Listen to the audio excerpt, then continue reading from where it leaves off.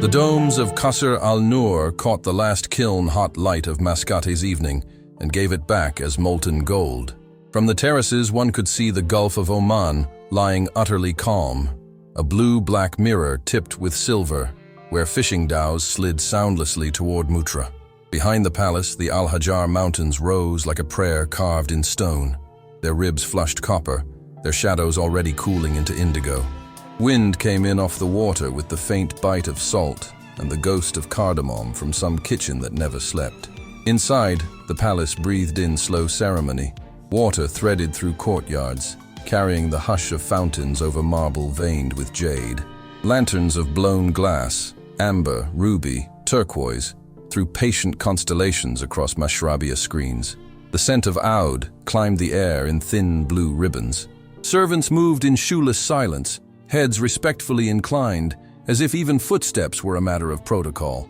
In the private banquet hall, the ceiling swam with stenciled vines and crescent moons, and the long table gleamed under a spill of crystal and mother-of-pearl inlay.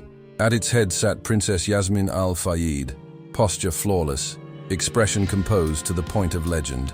The cut of her abaya, black as a moonless night and edged with hand-worked gold, drew a slender horizon around her, a line no one crossed without invitation. Diamond cuffs cupped her wrists and scattered the light in cold, disciplined bursts whenever she lifted her hand. She lifted it now, bringing a crystal goblet of saffron sherbet toward her mouth. She did not drink. She let the glass hover just at her lower lip and watched the reflection of the room tremble along the liquid's surface. If she tilted her wrist a fraction, she could see herself multiplied, fractured into a dozen Yasmins. Sovereign, host, patient, daughter, roomer, each one sat perfectly still. Beyond the archway, a musician stroked an oud in an adjoining majlis, his melody the color of late afternoon and memory. It hummed beneath the small talk of dignitaries and cousins, ministers and their practiced spouses. The words washed harmlessly around Yasmin. Names, numbers, a new clinic in Salalah. A contract for desalination, a cousin's wedding, laughter that knew exactly how far it was allowed to travel. When the steward stepped out of formation, the sound changed. Nothing so crude as a scrape of chair legs or a dropped fork. The palace did not permit accidents, but a thinning of air, a quiet sucked inward. He carried nothing. No tray of coffee in its silver dalla, no folded decree, no jeweled box of dates. His uniform was immaculate and plain. He stopped at the precise point where servants were meant to stop, the border of the carpet inlaid with a thread of gold that said here and no further, and raised his head.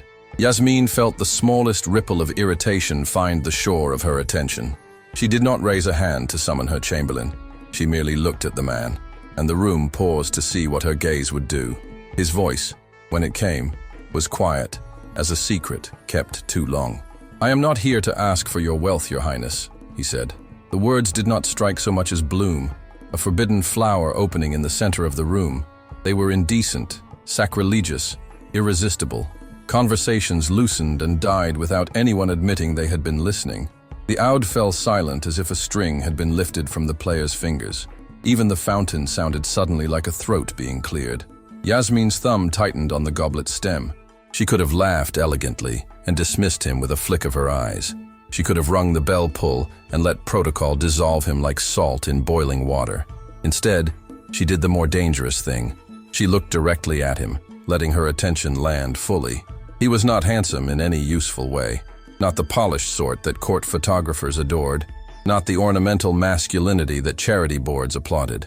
His face carried the geography of long days done well, the set of the mouth of a man who had tasted dust and chosen to keep walking, the watchful calm in the eyes of someone who knew when silence was medicine. He held himself as a servant holds himself, shoulders square to duty, hands empty and ready. Her voice drew a delicate curve of disbelief around the question. Somewhere, a cousin's bracelet chimed, and then obeyed the silence. "To help you walk again," he said, and the simplicity of it felt like a hand placed on a fevered brow. Her laugh took shape without warmth. "You? A steward?" The corner of his mouth moved, not insolence, something nearer to sorrow's wit. "No, princess." She set the glass down with surgical care. The crystal kissed the inlay. The sound was almost tender.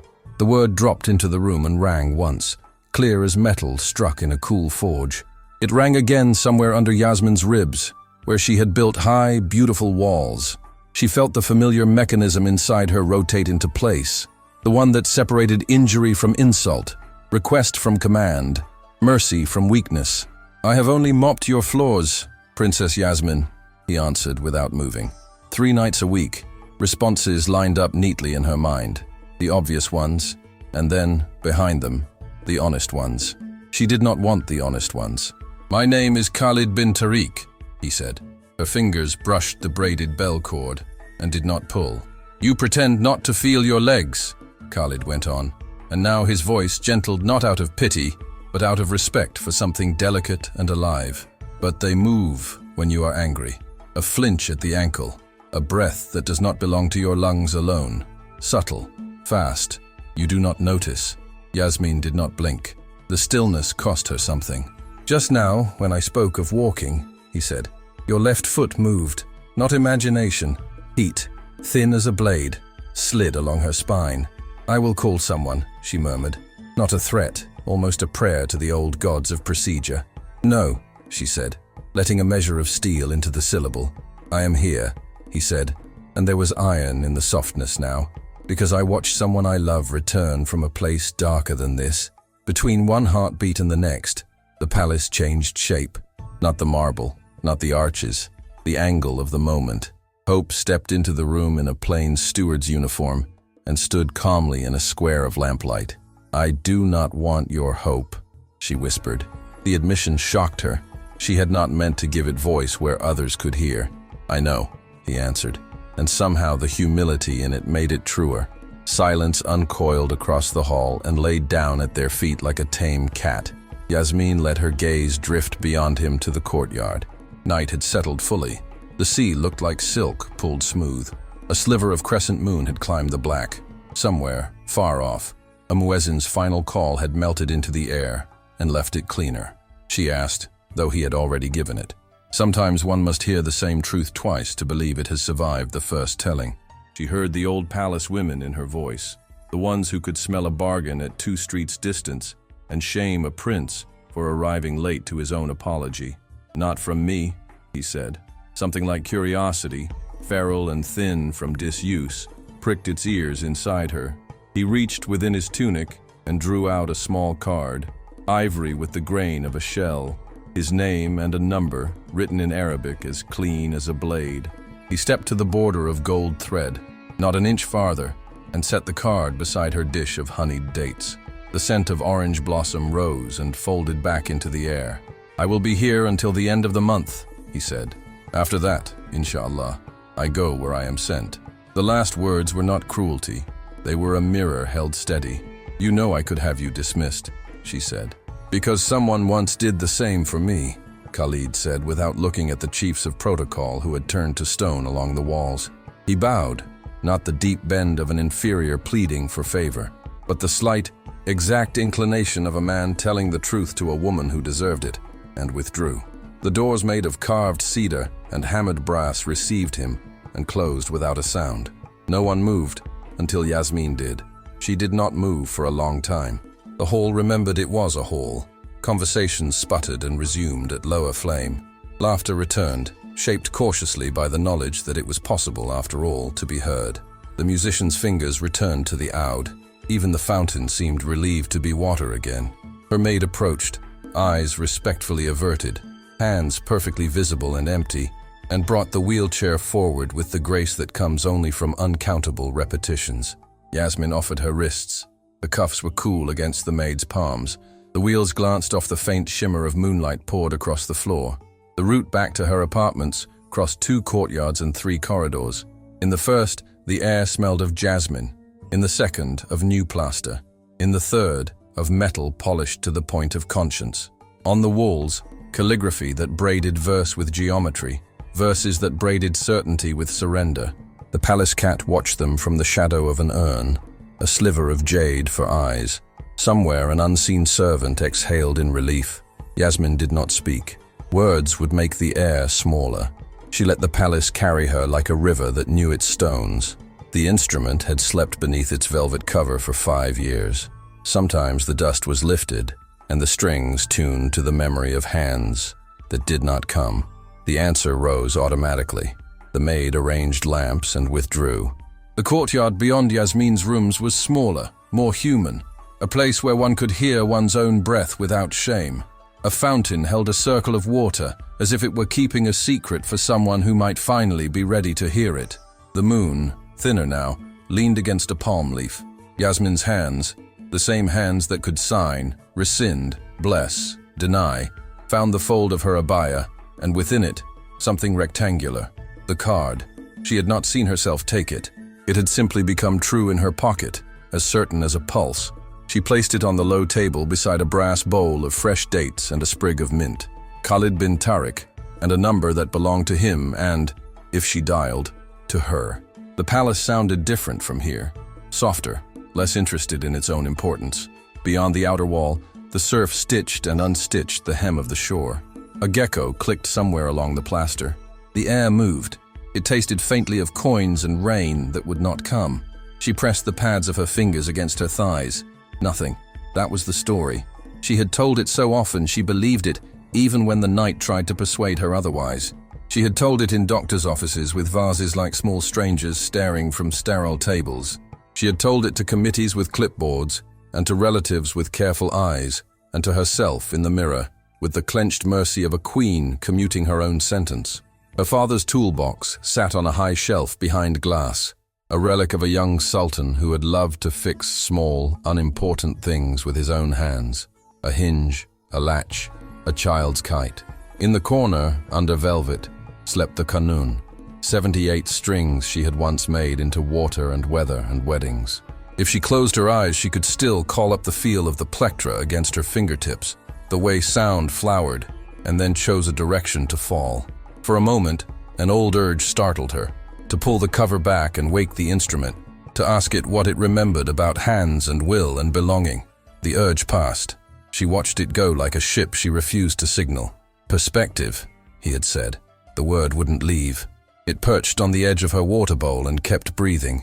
Protection, she whispered to the night, answering a question no one had asked aloud. The chamber kept her voice intact and returned it to her unchanged. Yasmin laid her palm over her left thigh. The silk cooled instantly. "Move," she said, not as command, but as invitation, and felt the emptiness of a room one has just exited. In the next room, the wind picked at the lattice and made the light wobble. Her reflection in the glass of the courtyard door doubled and then steadied. In one version of the glass, she saw a princess who had learned stillness so perfectly that no one could tell where the statue ended and the woman began. In the other, she saw a body that had not been asked a question in years. Calm came in on thin feet. She recognized it. She did not trust it. She listened to water until the water was the only time left. On her bedside table lay a carved, khaki-colored prayer stone, smooth as truth. She touched it and remembered a proverb the palace women traded like a charm. Even the desert keeps a map for the rain. It was the kind of thing one says to other people. It tasted different in her own mouth. Later, when her maid returned to draw the curtains, Yasmin said nothing. The maid lowered the lamps one by one until the room slipped into gentler shapes. The fountain kept its small, stubborn voice. Somewhere near the roof, a falcon turned once on its perch and slept again. Yasmin lay on her side and let the room be a room. Sleep came grudgingly, the way forgiveness comes to the proud. When it found her, it did not bring mercy. It brought a dream. She was barefoot on a roof somewhere that was not mascate and not mascate. A child's roof, where the air tasted of lime and dust, where a father laughed and handed her a hammer and said, "You are strong, little crescent. You only forgot where you put it." Her legs were legs. The tiles were warm as bread. She woke with salt on her face and the shape of a word in her mouth that she did not say. Near dawn, when the light turned the room the color of milk and the sea shivered into silver, Yasmin leaned up on her elbows and reached for the card again. The script was beautiful and terrible in its simplicity. A name, a number, a door masquerading as paper. She set it down. Not today. The decision felt like the soft click of a latch won both dreads and desires. She looked toward the covered qanun and away again. In the servants' quarter, miles and 2 staircases inside the same palace, Khalid stood at a narrow window with a chipped enamel cup of tea cooling between his palms. Dawn combed the mountains. A ship's horn sounded once, low and patient. On the small table beside an unmade bed lay a leather notebook, its corners polished dark by years of being opened in places where men bled and children learned to trust strangers. He did not touch it. He watched the strip of sea visible from this precise sliver of glass and let the city wake up without him. He had said the words he needed to say. He would not say them again unless asked. When the sun finally lifted its thin blade over the ridge, the palace stirred to its prescribed life. Men in white thobes and black bishts moved along colonnades. Women in abayas like moving verses drifted through gardens. Coffee shivered into cups. Dates broke open politely. Schedules aligned their teeth. The day wore authority the way a prince wears a ring. In the princess's rooms, the maid opened the shutters to the courtyard and watched the light do its old magic with new kindness. She adjusted a vase of desert roses, set out a tray with coffee and halwa, and did not glance at the small card on the table, though she had noticed it, and, noticing, had begun already to pray. Yasmin took the first sip of coffee. It tasted like her childhood, had the day after she had cried too hard. Bitter, decisive, honest. She did not know yet that a day can be a doorway. She only knew that the palace looked less like a masterpiece and more like a machine, and that somewhere within it a man with empty hands had offered her something she could not buy. By mid-morning the heat rose in a measured hymn. The Gulf of Oman shone like a blade a craftsman holds up to the light to check its edge. In the gallery that ran along the courtyard, a single line of ants carried back a sugar universe from a fallen crumb. Yasmin watched them and felt a flutter in her calf so faint that it could have been the wind having an opinion. She did not call it a miracle. She called it a rumor her body might be willing to start again. She looked at the card one last time and slid it beneath the brass bowl, as if shadow could nurse it into something less dangerous. Then she turned toward the day that would pretend it had no idea anything had changed. Outside, the palace cat stepped delicately across a strip of sunlight as if testing a bridge. In the kitchens, a cook lifted a lid and closed his eyes at the steam. In the servants' corridor, Khalid shouldered a bucket, nodded to a man who knew not to ask questions, and walked the long marble where footprints do not belong. Somewhere in the middle of the palace's great rehearsed heart, a story turned very slightly on its hinge, almost nothing or everything, and did not make a sound. The Garden of the Crescent Moons did not simply wait at the end of a corridor. It was concealed by ceremony. Qasr al-Nur housed rooms meant for spectacle and rooms meant for silence, and the garden belonged stubbornly to the latter. It hid in the palace the way pearls hide in the body of a mollusk, not out of shyness, but out of instinct. Princess Yasmin al-Fayyid had not crossed its thresholds in years. Her passage began in the Hall of Amber Light, where the ceiling rose into an ocean of dark lacquered wood pricked with constellations of gold leaf. Rows of cedar doors watched her pass, each one inlaid with filigree that curved like calligraphy caught in a wind. Lanterns of blown glass, the color of steeped saffron and dark honey, hung on black chains at varied heights. They swayed faintly, making the light travel like warm water across marble. The wheels of her ebony chair rolled without a squeal. The axle had been oiled that afternoon by a steward who kept a tiny brush tucked in his sleeve for such dignities. Amina walked behind, guiding without pushing, her step a hush, her presence like punctuation that clarifies without drawing attention to itself. On other nights, the hall was a mouth that swallowed voices and returned them ornamented. Tonight it seemed to absorb even breath. She had once believed faith a feeling. Now she suspected it was a discipline that chose you if you could not choose it. The air cooled as they turned under a narrow arch. Somewhere water was doing its old arithmetic with stone. The scent reached them first, fresh, mineral, touched by metal and moss, and then the space opened into the palm walk. 2 files of date palms marched forward, their trunks ringed with bands of dyed rope, ochre and sand. The fronds leaned to one another overhead like green hands in quiet council. Small lanterns hung between the trunks on silver chains, their panes stained emerald and amber so the light pooled on the ivory paving in softened lozenges. Each slab of stone bore shallow geometric lines, a pattern the eye did not register until a breeze moved the fronds and shadow slid into the grooves like ink. The smell here was almost edible, ripe dates with their heavy sweetness. the sharp wet green of cut fronds bundled for the market, a memory of pollinating dust from spring still clinging to places a broom had not bothered to reach.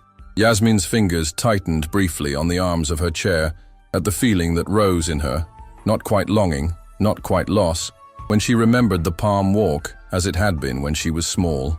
She used to race her brothers here barefoot, daring the lanterns to paint them gold enough to be forgiven for the noise.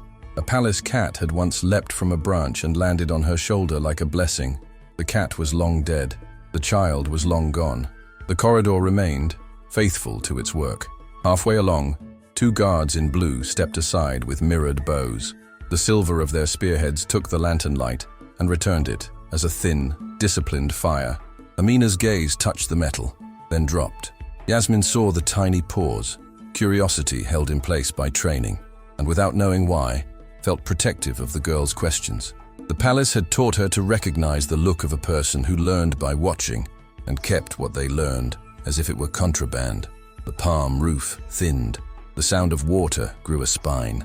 The walk spilled them into the court of fountains, open to the inked sky. 5 bronze falcons stood on black granite plinths, each captured in a different gesture of certainty. Wings fully spread, wings a breath from furling, talons extended, head cocked as if the sculptor had heard a call no one else could hear. From each beak, water fell into low basins tiled in turquoise and ivory. It fell differently each time, a delicate clatter, a long silk, a measured drum, and together the sounds built a music that did not require a listener to be complete. Mist stroked the skin of Yasmin's cheekbones and cooled the heat that pride had built at the base of her neck during the banquet.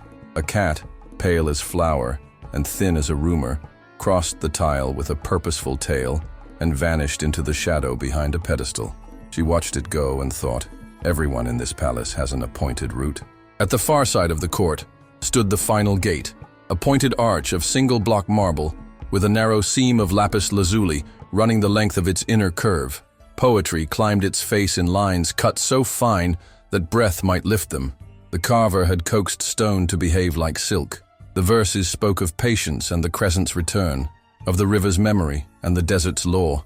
Even when it refuses you, it is keeping a map for your reign. Her father had loved that line, rolling it between teeth as if flavor lived in words.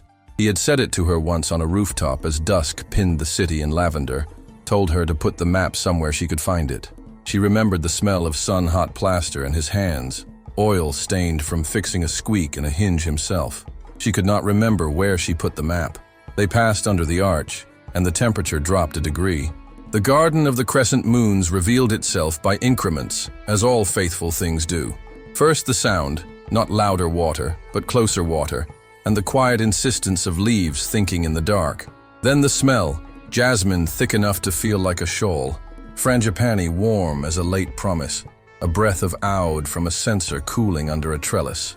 Then the light, lanterns in emerald, ruby and amber hung low on wrought iron hoops, so the colors floated at the height of conversation and moved when the breeze decided to comment. The paving here was a tessellation of soft gold and deep green marble, edges bordered by narrow rills where water whispered along in sentences too patient for day. The rills gathered themselves near the center and surrendered to the fountain that named the place. A perfect crescent carved from white marble so fine it reflected even unambitious light. A thin lip of gold leaf trimmed the rim. A blue of lapis, midnight and seawater at once, inlaid its curve. A bronze falcon leaned into the empty of the crescent and poured a continuous thread into the pool. The water startled the surface and then made peace with it again. Above, a real crescent rode the sky, and the pool made a second moon that trembled and held. Amina guided the chair to the fountain and stopped where a person would stand to receive a story. "This is far enough," Yasmin said, the words almost taken apart by the sound of water before they reached the air. The maid stepped back under the shadow of a date palm and folded her hands. Her face arranged itself in the practiced unstatement of service, and then, for a heartbeat, lost the pose. In that small unraveling lived a light Yasmin recognized and did not trust. Hope, tender and unashamed as a candle in a room full of oil. The garden shifted its weight, not a noise so much as the memory of one. Yasmin turned her head toward the colonnade. Khalid walked out of the shadow the way a word walks out of a mouth, shaped already, coherent, unwilling to be called back. Gone was the steward's dark livery. He wore a plain white thobe whose linen caught the lanterns like calm water, and over it a bisht the color of sand at first light, its edge embroidered with gold so fine it behaved like a rumour. Without the uniform's obedience, his height recalibrated the space. He belonged where he was the way a line belongs in a poem. You notice its music before you pass its meaning. He stopped at the distance etiquette permits, a span the palace could measure with thread. The look he gave her respected that thread and did not fear it. "You came," he said, and his voice had taken on the garden's temperature. She kept her eyes on the reflection, where the moon broke and remade itself with each drop. Silence unfurled between them like a prayer mat. The palm leaves edited the wind. The rills said their patient piece. The far sea thudded once against the harbor wall and remembered to go on. A gecko clicked twice from the stucco skin of a pillar. Somewhere beyond, a watchman cleared his throat in a key so old it had no note name. Khalid took one step. It was an economical movement, enough to change the angle of his face in the light, not enough to test the thread. "I will not waste your time with promises, Your Highness," he said. "If you agree to try, you will curse me before you thank me. It will hurt." Yasmin allowed herself the courtesy of a breath before she looked up. He did not fill the word with pity. He set it down between them, as one sets a bowl on a table, carefully, ready to share it, aware it might break. From the edge of the lamplight, Amina shifted. Not a step, only a redistribution of weight that told on the bones. Her head was dutifully bowed, but the small muscles around her mouth betrayed a pressure of feeling. Yasmin, who had trained herself to hear the furniture of a room better than the declarations in it, felt the maid's hopeful hunger travel the air and touch the skin over her sternum. She disliked and honored it at once. "I have no interest in metaphors," she said finally. The sentence surprised her as it left. It sounded like someone tidying a room that did not belong to them. Khalid's mouth almost chose a smile, and then did not. "Then let us be literal," he answered. "Stone, nerve, breath." "Memory is not a material," she said. The garden attended. The moon in the pool forgave the newest ripple. Yasmin looked past him to the colonnade and felt the pull of the exit like a tide found by feet. She could leave now, and this exchange would shrink in her mind to a trick of evening air. She could also stay and allow the map to be argued for. Either way, the night would end, and dawn would arrive with its indifferent generosity. Her father's toolbox lived behind glass a courtyard away. She could see its outline from where she sat, if she leaned memory toward it. She asked, not because she needed his answer, but because she wanted to hear what voice he used to name things she already knew. "For cooling the heat that excellence builds," he said. "For making a silence large enough to put down what you are tired of carrying." Amina's head lifted a degree that would not be noticed by anyone who did not need the smallest change to be the loudest. Yasmin said nothing. The fountain continued inventing the present. Khalid gestured toward the rill that bordered the paving. He asked, and crouched only when she did not forbid him. He pressed 2 fingers to the narrow current, and then touched the marble at her wheel with the same hand, as if affirming kinship. "This is like that." When he rose, there was a wet crescent on the stone near her spoke that would evaporate in 30 breaths. "The body is a place like this," he said. "It remembers water even when it refuses it." "You risk speaking as if you are permitted," she said, and did not inflect it with threat. Permission was not the right word. She had outlets installed in every room and still could not charge certain devices back to life. He did not step closer. "It has its uses, but as medicine, it is strong and must be measured." Her laugh emerged as a draft with nowhere to go. She let it vanish into the vines. "Stories do not climb nerves," she said. "They lay paths on them," he replied. The falcon's thread of water struck the pool, as if it had never done anything else.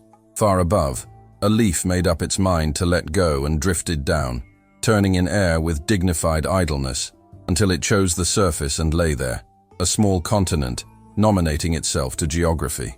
She asked. "I will not," he said. "It is a midwife," he said quietly. "It will not raise the child." Amina's fingers tightened briefly where they lay clasped. Yasmin saw it, and the seeing made something flinch, not in her legs, which obeyed a separate law, but somewhere lower in the ledger she kept of risks and returns. "You have a way of arranging words into instruments," she said.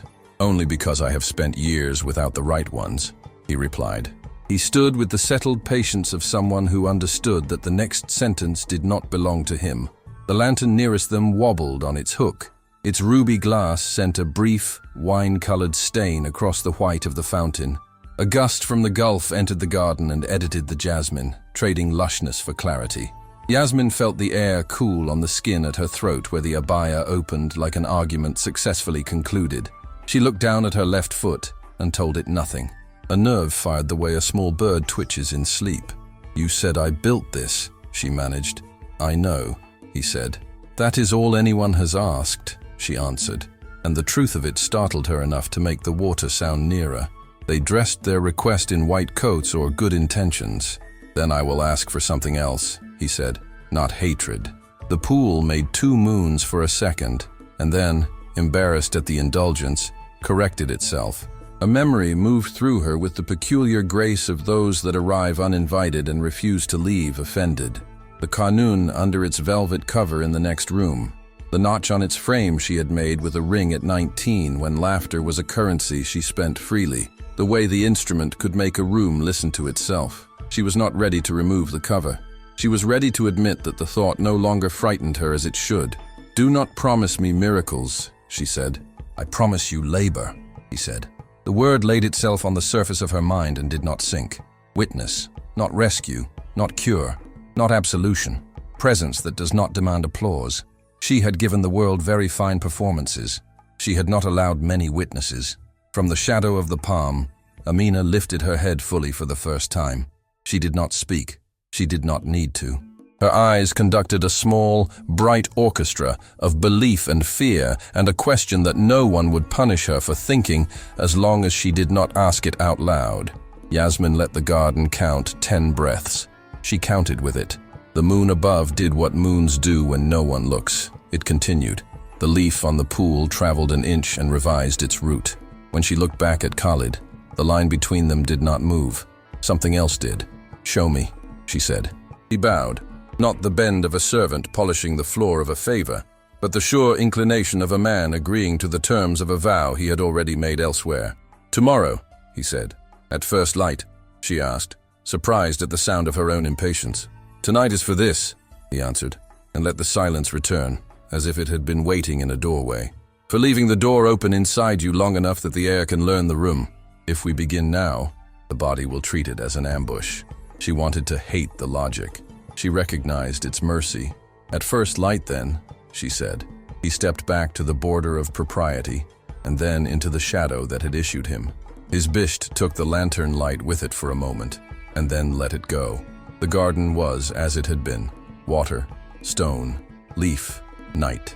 But it had acquired a new furniture, the kind you cannot point to and cannot move without noticing that it was there. Amina came forward without being called. She did not ask questions. She turned the chair in a neat arc and guided Yasmin back along the rill. The leaf continued its private voyage. The falcon did its one trick, perfectly, forever. On the way out, the court of fountains had cooled another degree. The cat had returned to sit beneath the wing of the third falcon, as if sheltering from rain no one else could see.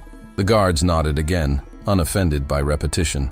In the palm walk, a lantern had gone out. The absence of its green made the remaining light invent a new geometry on the stone. The hall of amber light took them in at the same temperature as before, but Yasmin understood now that sameness is sometimes a courtesy. Architecture extends to those who cannot yet bear evidence of their own change. In her rooms, she dismissed Amina with the kind of gentleness that costs nothing and saves worlds. She sat for a time with the doors open to the small courtyard, listening to the smaller fountain make a case for water in miniature. The qanun lay under velvet. She touched the cloth with the back of one finger, not enough to disturb dust, enough to disturb certainty.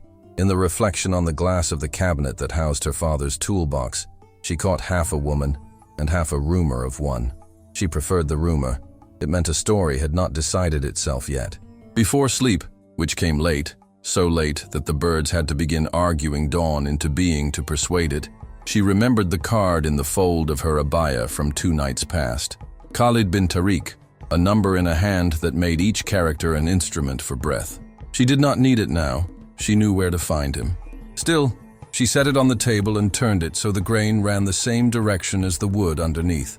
A small alignment that made no difference to the world, and great difference to her. At the seam of night and morning, as the call to prayer braided itself with the first gulls, and the mountain wore its brief strip of rose, Yasmin woke with the unreasonable certainty that something inside her had opened a window. Air moved through a room that had not aired in years. It did not rearrange the furniture. It made the dust visible. That was enough for a beginning. And in the garden, where the fountain had not once forgotten its work, a man stood with his palm on cold marble, counting breaths like a craftsman counts beats, not to command the material, but to know it well enough to ask. At first light, sleep had been an unfaithful guest that night. It arrived in fragments, scattered between moments of shallow rest, only to vanish when she tried to hold it. Yasmin lay in the darkness of her chambers, the carved cedar ceiling above her barely visible in the faint spill of moonlight through the lattice windows. The air felt charged, as if the room itself were aware of what dawn would bring. She could hear the slow rhythm of the courtyard fountain, each drop distinct, as though the night had decided to count the minutes for her. Her thoughts drifted like the tides along the coast of Muscat, retreating into memories, surging forward into uncertain possibilities. She saw flashes of her father in the lantern-lit corridors, the warm timbre of his voice when he read her lines of ancient poetry.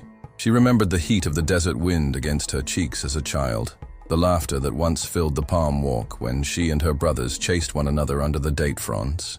These recollections were both balm and blade, comforting in their familiarity, wounding in the distance they reminded her of. By the time the faintest silver began to touch the edges of the sky, she had given up on sleep entirely. The air carried a subtle shift, the night loosening its hold, the horizon beginning to draw its first breath. Somewhere beyond the palace walls, a muezzin's call rose in a voice that seemed to travel on the very skin of the air. It was joined by the muted cry of gulls over the harbor, their wings cutting pale arcs through the dimness. The scent of the sea reached her window, mingled with the faint spice of oud from a censer that had burned in the hall during the night. Amina entered silently, her abaya whispering over the marble. She carried a folded garment draped over her arms, a deep sea-green abaya of fine silk, embroidered at the edges with silver jasmine blossoms.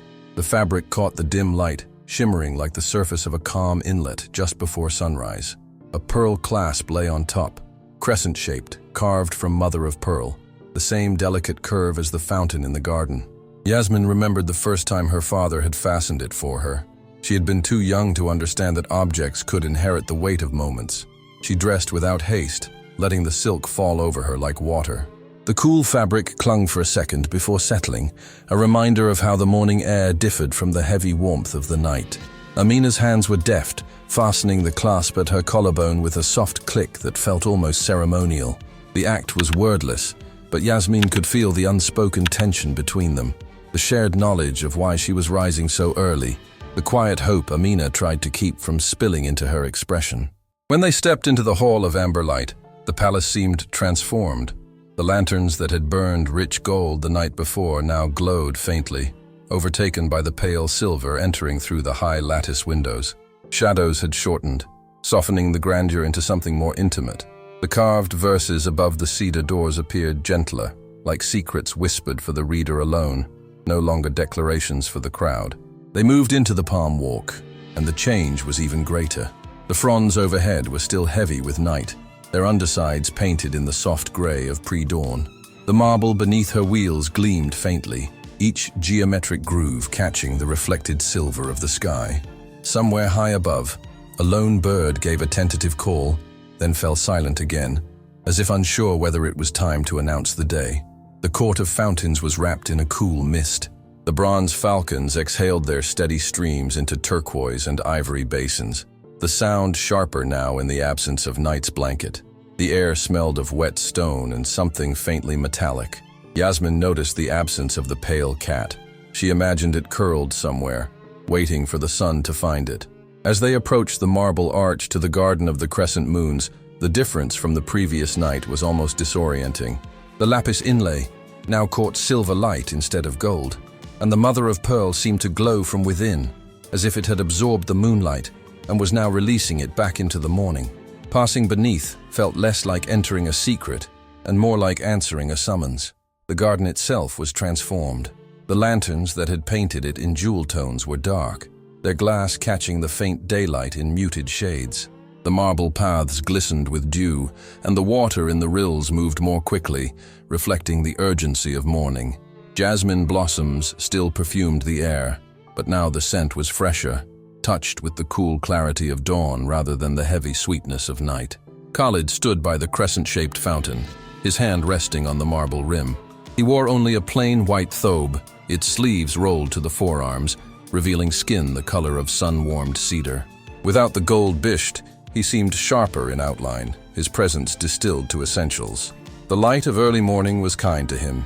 It revealed nothing theatrical, only a quiet readiness. "You came," he said again, his voice lower than the fountain's murmur. Her tone was even, but the weight of the moment settled between them. "Today, we listen first," he said. He moved to the other side of the fountain, gesturing for her to position herself so that the first light of the sun would reach her face. The garden speaks differently at dawn. The water sounds sharper. The leaves move with less hesitation. She listened. At first, it was only the obvious. The ripple of water, the faint rustle of palm leaves, the occasional click of a gecko. But as her attention settled, she began to notice subtler things. The shift in the air each time a cloud passed, the faint vibration of the marble under her fingertips from the water's constant fall, the way the garden seemed to breathe in unison with the sea beyond the palace walls. Khalid's eyes were on her, not in the way a man watches for reaction, but as one who waits for the moment another person realizes they have crossed an invisible threshold. She said nothing, because it was true. The fountain's crescent gleamed faintly, the gold trim catching the thin light of early day. Above it, the real crescent in the sky had begun to fade into the pale wash of dawn, yet its reflection lingered in the pool, sharper and more insistent than the one above. It was as though the garden had claimed the moon for itself, holding it here where no sun could steal it. A breeze moved through, bringing with it the salt of the sea and the faint spice of cardamom from the kitchens, where breakfast fires were being lit. The scents mingled with jasmine in a way that was neither heavy nor sharp, but balanced, like two truths that could exist without canceling each other out. Yasmin found herself inhaling more deeply than she intended. Khalid stepped closer, but still kept the respectful span between them. "The body holds sound," he said, almost conversationally, "just as stone holds warmth." She traced the carved edge of the marble with her fingers, feeling the fine seam where gold met stone. "No," he said simply, "I think you can." The phrase caught her, pulling her back to a rooftop evening long ago, her father's voice reciting that same line from the archway's verse.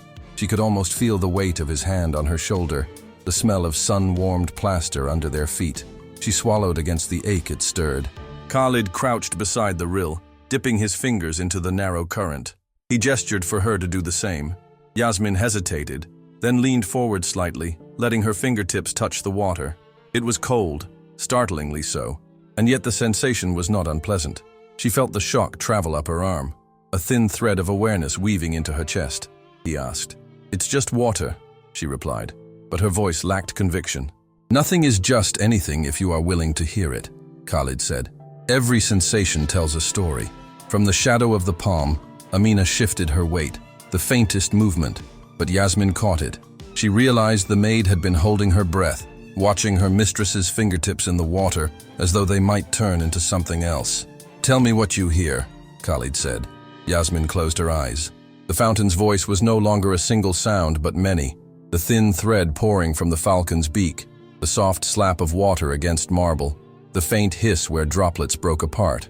Beneath that, she could hear the garden itself, the rustle of leaves, the sigh of the sea beyond, the low hum of morning insects waking, and then something else. A sound she could not name at first. It was faint, rhythmic, steady, her own heartbeat. "I hear," she paused, opening her eyes. Khalid nodded. "Good." The garden did not release her quickly. Even after Yasmin turned her chair from the crescent fountain, it felt as if the place had slipped a silver thread around her wrist, tugging gently, reminding her that a door had been left open somewhere inside. The morning was wider now, light laying its quiet geometry across marble, shadows drawing clean edges around every leaf. A falcon's cry cut the air above the wall, bright as a chisel on stone. Somewhere beyond the arches, the city began to wake. The murmuring harbor, the vendors laying out trays, the muezzin's voice soft as a palm over water. Khalid did not walk ahead to lead, nor behind to follow. He kept to Yasmin's side, a respectful half-step off her wheel, as though pacing a queen and a storm at once. His silence was not empty. It was a music the court never played, patient, tuned to breath and the small negotiations a body makes with itself at first light. He asked at last. She let the word hang. "The way the stone changes voice when light touches it," he said. He brushed 2 fingers along the rill's lip. A narrow echo, cleaner than the night's, answered under the marble. She smiled without showing teeth. He did not answer, but something in his face conceded a truth shared. Under the trellis, a jasmine petal let go of its own weight and landed on her sleeve. Amina's hand rose, then hesitated. Permission so deeply learned that even rescuing a princess from a flower waited for a cue. Yasmin lifted her own fingers and pressed the petal flat to her pulse, as if sealing a letter. "Leave it," she said softly. Amina bowed with her eyes.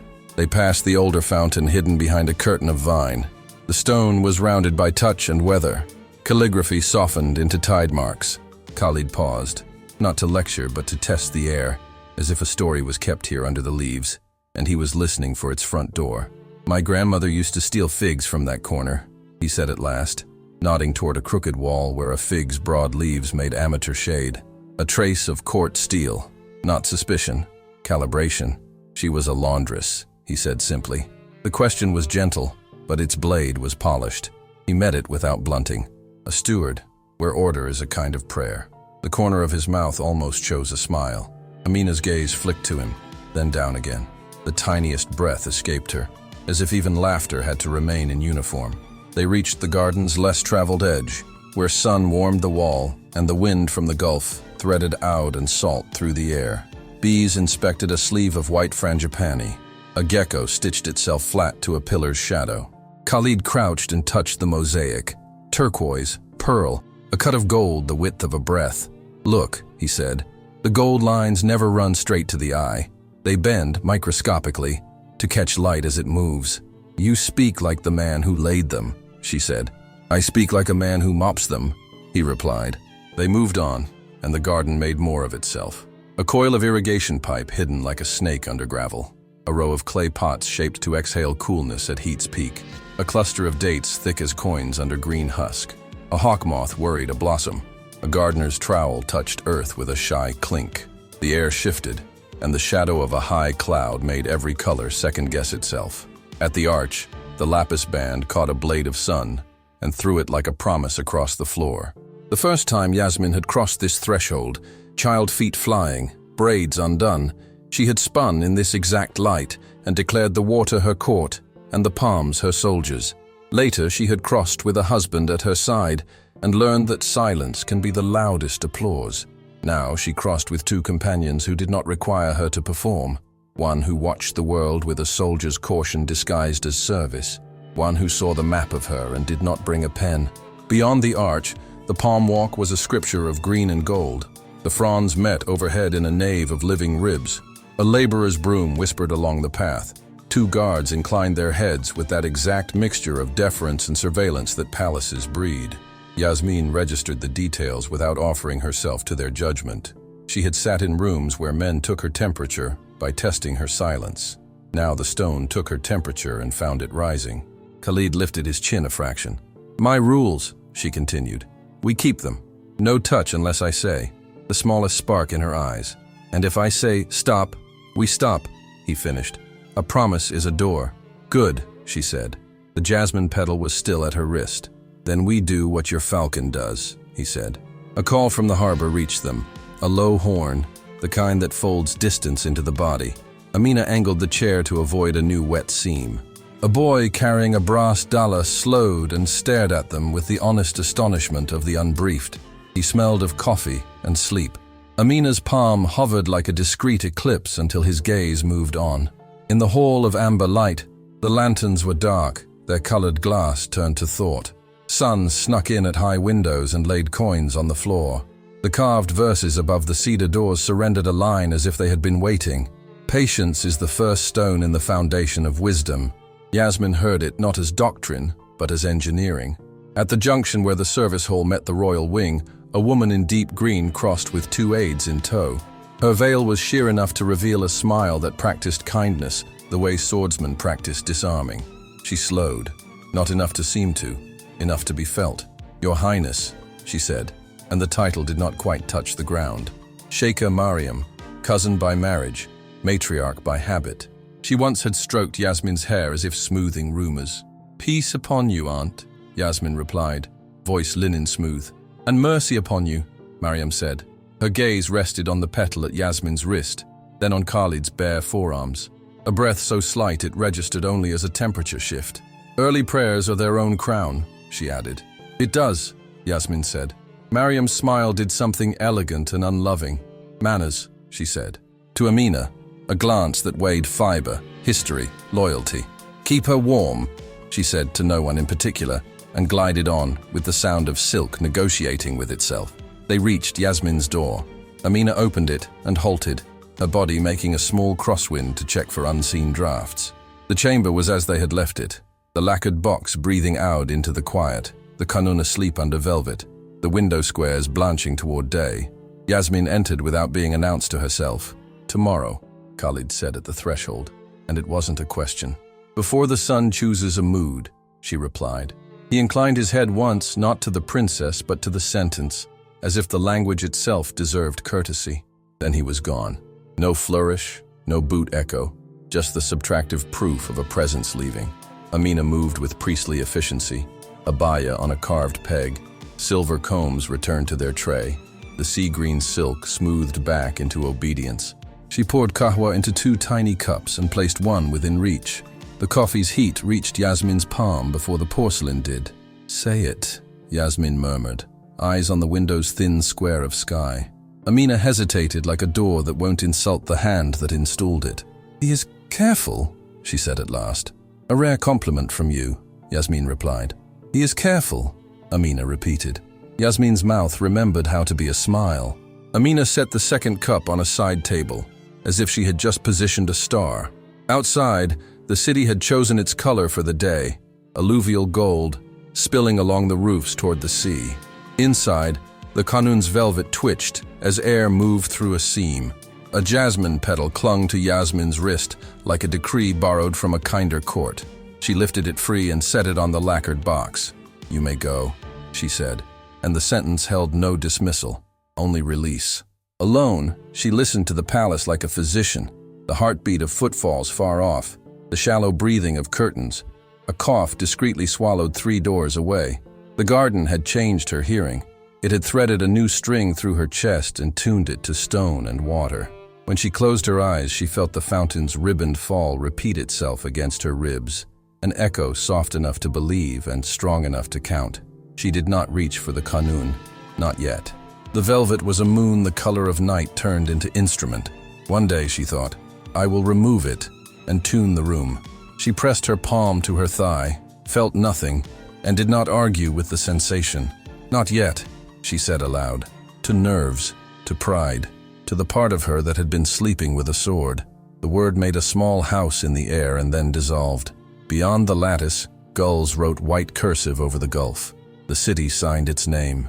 And somewhere in the garden, a falcon lifted from the wall and rode a warm current higher, surveying not ownership, but belonging. 2 different verbs the court often confused.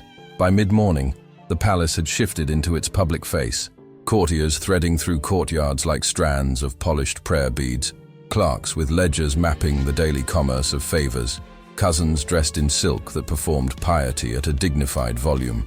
Yasmin allowed the procession to pass through her rooms without entering, voices at the threshold, gifts delivered like ideas wrapped in brocade, news poured like tea intended to sweeten less than it scalded. When Sheikh Mariam's maid sent word, "Her Grace invites you to a charitable luncheon. The minister's wife will attend," Yasmin sent back a skein of language that tied the invitation neatly to tomorrow, without refusal, without consent. A corridor made of words. She spent the hour between duties beside the window that faced the inner court, where a small fountain rehearsed the grammar of water. Sunlight traced a slow alif across the stone, then softened into the curve of a rai. A swallow drank mid-flight and wrote nothing tangible, but left the impression that something had been signed. Amina returned with a tray that smelled of cardamom, pistachio, warm ghee. She arranged it with the legibility of a map.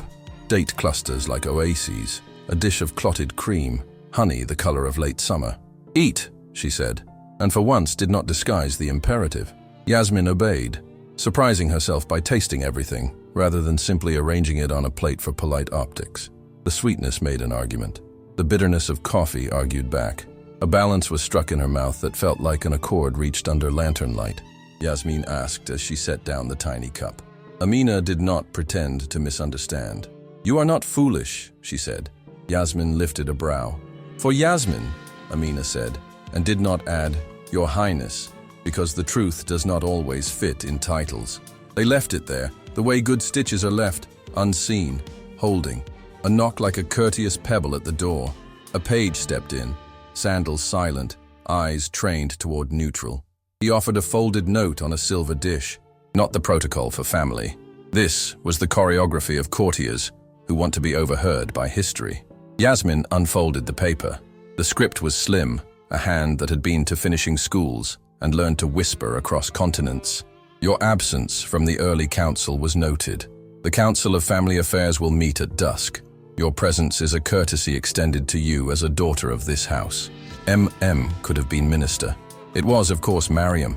Yasmin refolded the paper along its original crease and slipped it under the lacquered box that breathed out. "At dusk," she said to the room, as if telling the walls what weather to expect. "If you wish," Amina began, and then unwished the sentence. "No," Yasmin said. "A practical mercy, a soldier's kindness." "Do it," Yasmin said, "and send word to the stable. I want the small courtyard swept." Amina tilted her head. "No," Yasmin said. After the page departed and Amina's soft footfall faded, Yasmin let the day proceed around her like a river moving past a sandbar, close enough to feel its pull, far enough not to drown. Messages came and went. A jeweler sent sketches of a commission long postponed, a pearl comb set in moon silver. The hospital wing asked whether her foundation would endow a new rehabilitation ward named for her grandmother. The philanthropy suggested naming it for no one and spending the money on nurses instead. She wrote approved in the margin and felt something in her shoulder lay down its arms. The afternoon slid toward dusk. The heat softened. Shadows gained muscle. From a balcony facing west, Yasmin watched the sun press a gold coin to the ridge and hold it there until the mountain pretended to swallow it. Bells from the harbor counted a ship's departure. The gulls revised their script to a darker ink. Amina brought the sea green abaya again, the jasmine clasp polished until it held a tiny sun in its curve. "The council will be seated by the time you arrive," she said. She did not say, "I will stand where they cannot mistake my presence for furniture." She did not need to. They set out together, their pace unhurried, the palace adjusting around them like fabric, remembering a former shape. At the crossing of the administrative hall and the family wing, Khalid appeared with a rolled carpet slung across one shoulder and a ledger tucked under the other arm. He paused, the ledger lowering a fraction, enough to become a greeting. "First light tomorrow," he said, not as a reminder, as a weather report both already trusted. "Before the sun chooses a mood," she returned. A sparrow burst from a fig and startled all three into the smallest laughter. The council chamber was a room that had learned to perform authority. Lanterns hung like planets in measured orbits. The floor was a map of borders defined by inlays of stone. Along one wall, a screen of carved cedar showed the suggestion of a courtyard beyond, palms moving as if they remembered water.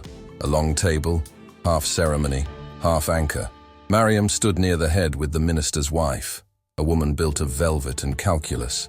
Around them, uncles and cousins adopted positions from which they could see without being seen to watch. When Yasmin entered, the room did not gasp. The room edited itself into a more attentive version. "My dear," Mariam said, gliding forward with the smooth velocity of a person who never collides because the world yields a lane. "Virtue grows where it is watered," Yasmin said. "Pruned," Mariam echoed, the smile doing its elegant work. A glance at the chair Amina had positioned. Approval disguised as neutrality. Sit, they were not. Briefness and power rarely share a table. The subjects scroll-worked themselves across the hour.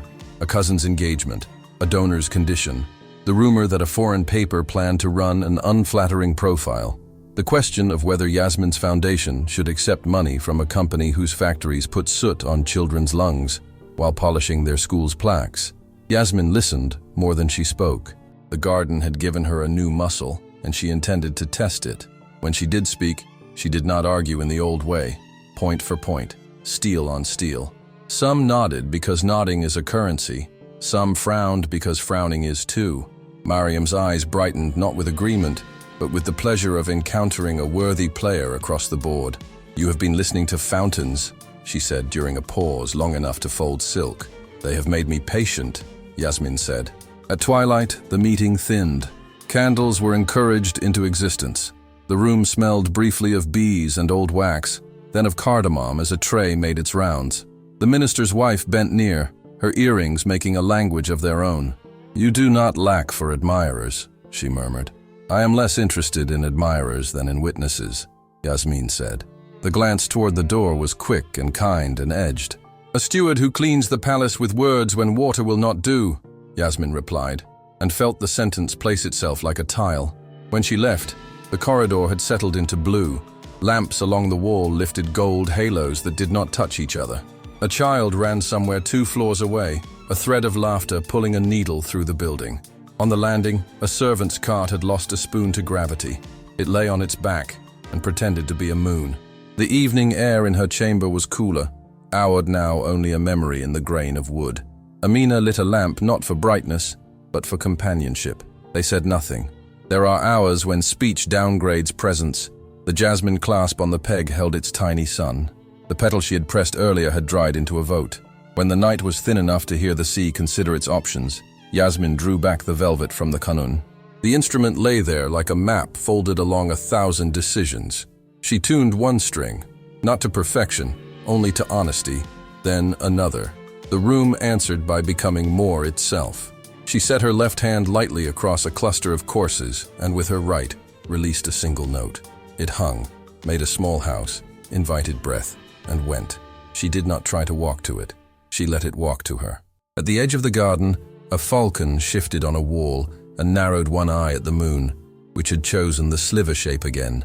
Somewhere in the palm walk, a lantern, forgotten, lit itself in a guard's reflection. And in a room that had finally learned what silence is for, a woman entrusted a note to the air, and the air kept it for morning. Tomorrow at first light, before the sun chose a mood, the garden would ask its next question, and she, who had lived 5 years inside a metaphor, would answer with a verb.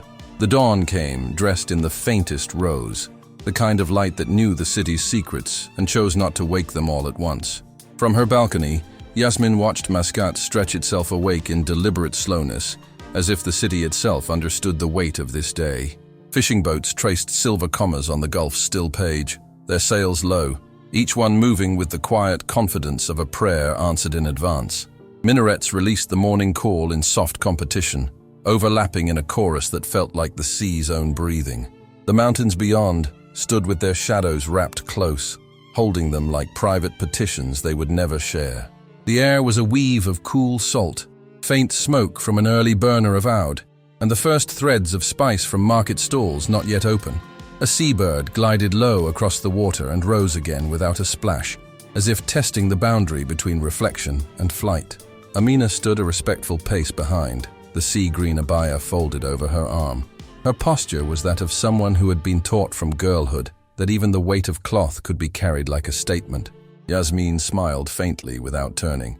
"That's the trick of knowing it better," she said. "The tree hasn't aged. Our eyes have." The wheels of her chair hummed softly over the tiles, a sound that in the early stillness seemed louder than footsteps. They passed through the inner passages, where the stone itself seemed to breathe. Light fell in narrow shafts through carved lattice, catching in dust motes that hung like suspended thoughts.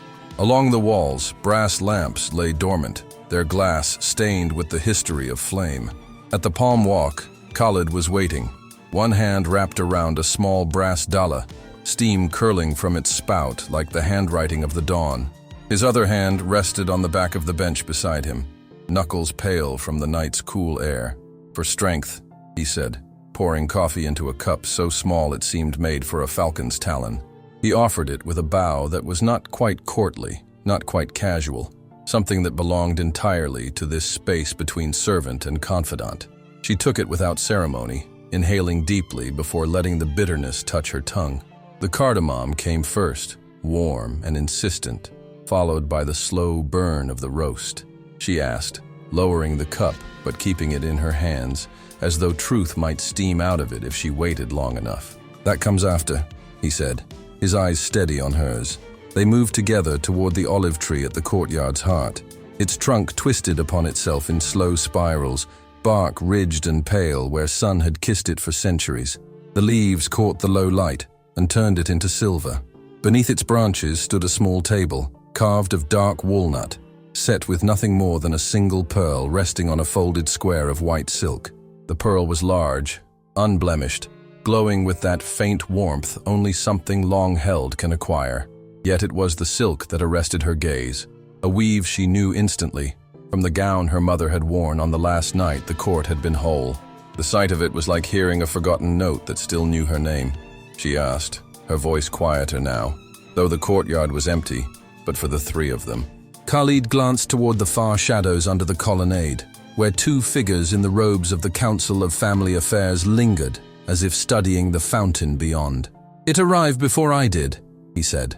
Amina's hand hovered near Yasmin's shoulder, the gesture part instinct, part oath. "A choice," Yasmin corrected, leaning forward just enough to let her fingers touch the pearl. Its cool surface closed the distance between memory and skin, between what she had been told and what she had lived. Behind them, the palace was beginning to stir with a different kind of energy.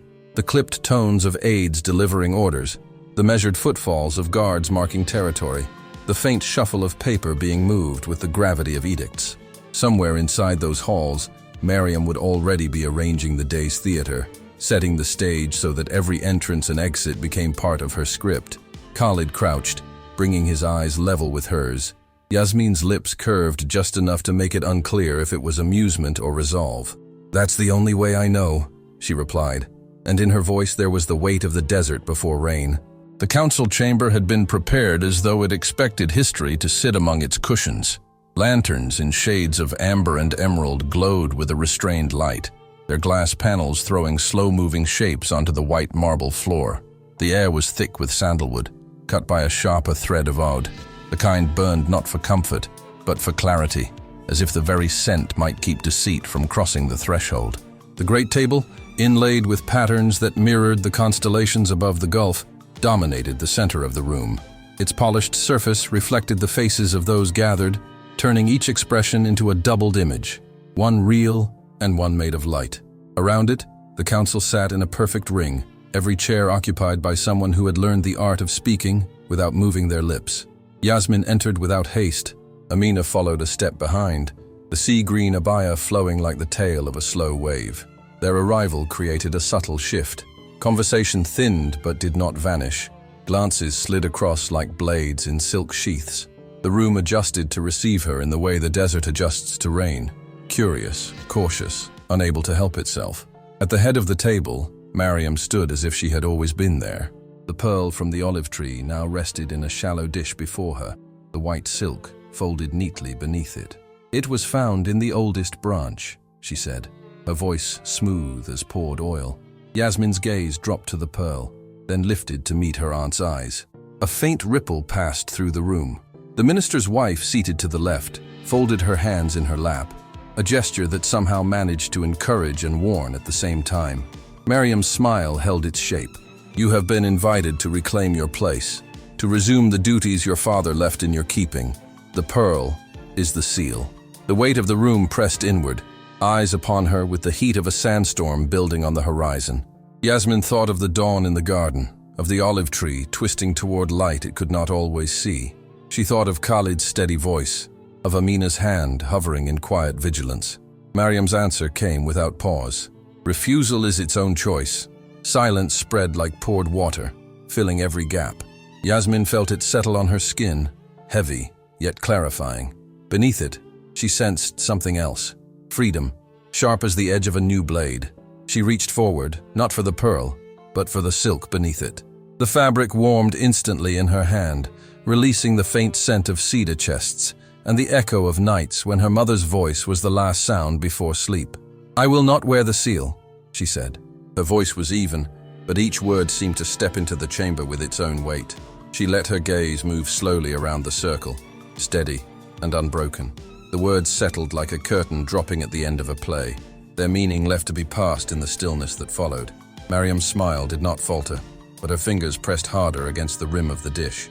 "So it is recorded," she said, and the scribe's pen began its steady scratch, sealing the moment into the family's archives. When Yasmin left the chamber, the air outside felt wider, as though the palace walls had stepped back a pace. She moved through the palm walk slowly, letting each frond cast its shadow across her face, the light shifting from gold to green to gold again. At the olive tree, she stopped. Khalid was waiting, as if he had been part of the roots all along. His eyes asked, before his voice did. "I chose," she said simply. A hawk cried overhead, wheeling once before vanishing beyond the wall.